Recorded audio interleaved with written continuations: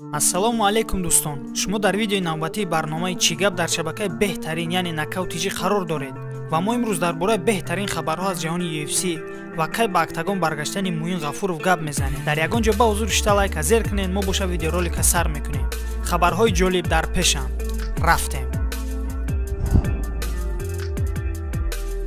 Али Абдулазиз, менеҷери шинохта дар бораи набарди Ислам Махачев бо Бенел Дориюш фикрашро баён кард. Суханҳои Али Абдулазиз: ба ман писанд аст вақте ки ду ҷанговаре ки ман дӯсташон медорам бояд байни ҳамдигар ҷанг кунанд, аммо ин ду нафар тамоми умр кор карданд то ки чемпион шаванд. Ин муҳориба рақами яки вазни сабукро муайян мекунад. ғолиби ин муҳориба довталаб барои камарбанд мешавад. ман худам кӣ ҳастам ки ба инҳо ҷанг карданро ман кунам? ҳарду инҳо дар қуллаи баланданд ва ман ба инҳо муваффақият хоҳонам. хотиррасон мекунам ки Али Абдулазиз менеҷери ҳардуи ҷанговар мебошад, ҳам Ислам ва ҳам Бенел Дориюш. рақиби Ислам Махачев Бенел Дориюш дар бораи фарқияти Ислам аз Ҳабиб Нурмагомедовро гуфт. Ҳабиб шӯришу ғавғо ташкил медод ва дар ин шӯришу ғавғо имконияти тейкдаун карданро ба кор мебурд. Ислам камтар методикӣ аст ва ҷанговари пуртоқат аст. ӯ дар аввал масофаро бо кӯмаки зарбаҳо ба кор мебарад ва баъд гӯштин гирифтанро оғоз мекунад.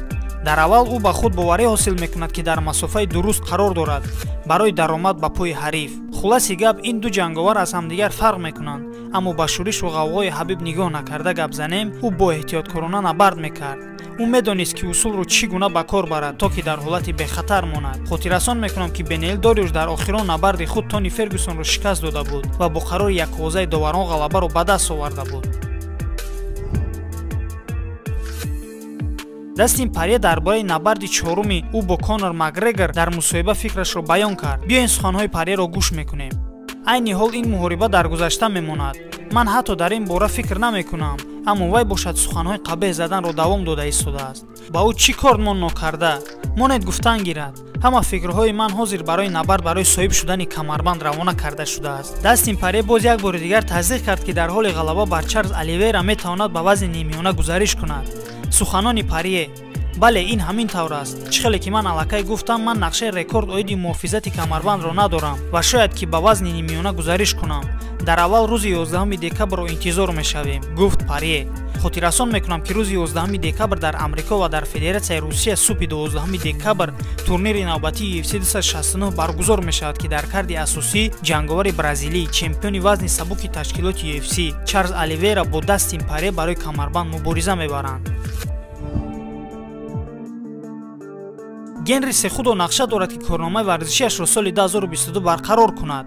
хабар медиҳад Али Абдулазиз. аз суханони роҳбари Dominance MMA Management Сехудо мехоҳад ҷанги худро дар вазни нимсабук гузаронад то ки сеюм камарбандро дар корномаи худ соҳиб шавад. суханони Али Абдулазиз: бале, ман ҳамин тавр фикр мекунам. 100% фикр мекунам ки ӯ ин корро мекунад. ӯ агар мағлуб шавад ба 135 фунт, яъне ба вазни 61 килограмм мефарояд. ӯ ба хотири мерос гузоштан бармегардад то ки сеюм камарбандро соҳиб шавад, аммо дар охир барои ӯ якчанд набардҳо дар ду дивизион ҳаст. хулоси гап, ин мушкилӣ нест. ӯ даъвати ҷангро меписандад. то вақте ки ӯ нафас мекашад, ин ҷанговар мубориза мебарад.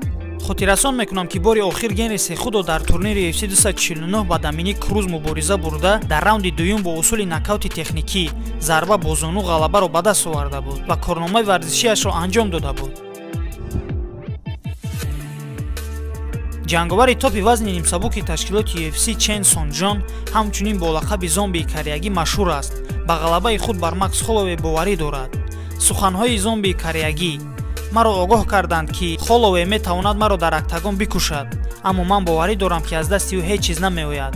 Макс Холлоуей набард карданро дӯст медорад, аммо ман аз ӯ дида беҳтарам ва бо ин хел ҷанговарон чӣ тавр набард карданро хуб медонам. ман он нафаре нестам ки ба ақиб қадам занаму гурезам. Холлоуей бо нафароне муҳориба кардааст ки аз масофаи дур ба вай зарба заданд. ман аз зарбаҳои наздик ҳаловат мебарам. ҳеҷ кас аз топ 5 ҷанговарон дар масофаи наздик ҷанг намекунад ғайр аз ман. ман инро аллакай гуфта будам ва боз такрор мекунам. ман Холлоуейро дар қувваи зарба мегузарам. ба ҳар ҳол ин ҳамон чизе аст ки ман ба худам кафолат медиҳам.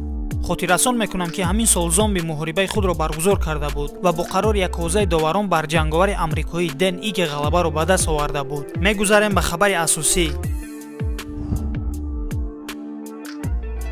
Муин Тоҷик Ғафуров дар куҷост? чӣ кор мекунад? кай ба ҳашкунҷа бармегардад ё ин ки дигар бар намегардад? ба ҳамаи ин саволҳо худи ҳозир дар барномаи Чӣ гап шумо ҷавоби худро мегиред.